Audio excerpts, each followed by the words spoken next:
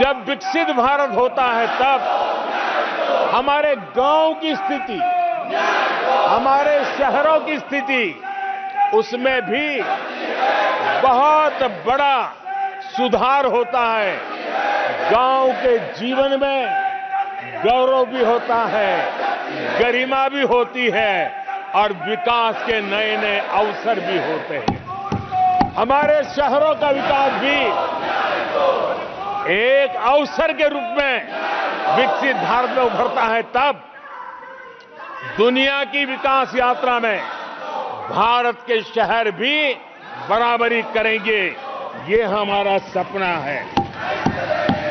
आदरणीय सभापति जी, विकसित भारत का मतलब होता है कोटि कोटि नागरिकों को कोटि कोटि अवसर उपलब्ध होते हैं, अनेक अनेक अवसर उपलब्ध होते हैं और वो अपने कौशल्य, अपनी क्षमता और संसाधनों के अनुसार विकास की नई सीमाओं को प्राप्त कर सकता है।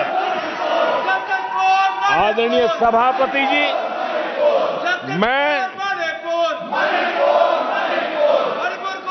आदरणीय सभापति जी,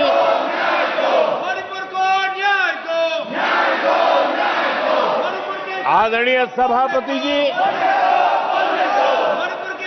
मैं आज आपके माध्यम से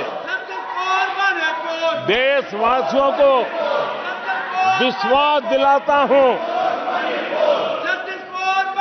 मैं देशवासियों को विश्वास दिलाता हूं कि विकसित भारत के जिस संकल्प को लेकर के हम चले हैं, उस संकल्प की पूर्ति के लिए हम भरसक प्रयास करेंगे, पूरी निष्ठा से करेंगे, पूरी ईमानदारी से करेंगे और हमारा समय का पल पल और हमारे शरीर का कण कण हम देशवासियों को विकसित भारत के सपने को पूरा करने के लगाएंगे। हमने देश की जनता को कहा था 24/7 फॉर 2047। आज मैं इस सदन में ही दोहराता हूं कि हम उस काम को अवश्य पूरा करेंगे। आदरणीय सभापति जी, 2014 के उन दिनों को याद कीजिए। उन 2014 के उन दिनों को याद करेंगे तो हमारे ध्यान में आएगा कि हमारे देश के लोगों ने उनका आत्मविश्वास खो चुका था, देश निराशा की गर्त में डूब चुका था। ऐसे समय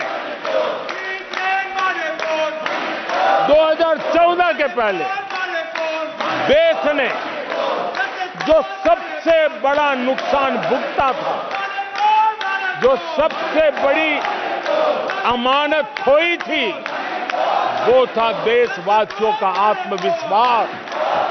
और जब विश्वास और आत्मविश्वास खो जाता है, तब उस व्यक्ति को, उस समाज को, देश को खड़ा होना मुश्किल हो जाता है। और उस समय सामान्य मानवी के मुंह से यही निकलता था कि वो इस देश का कुछ हो नहीं सकता। उस समय हर जगह पे ये 7 शब्द सुनाई देते थे, इस देश का कुछ नहीं हो सकता। यही शब्द 2014 के पहले सुनाई देते थे।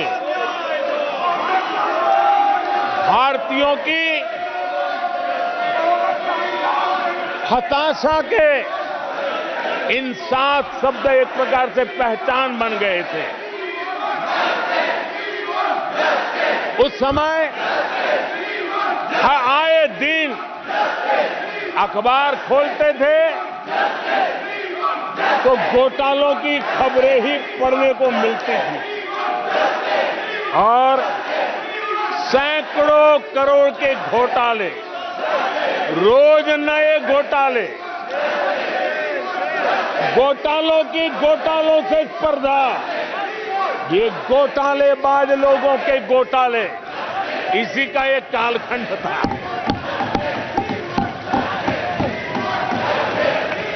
और बेशर्मी के साथ सार्वजनिक रूप से स्वीकार भी कर लिया जाता था कि दिल्ली से 1 रुपया निकलता है तो 15 पैसा पहुंचता है।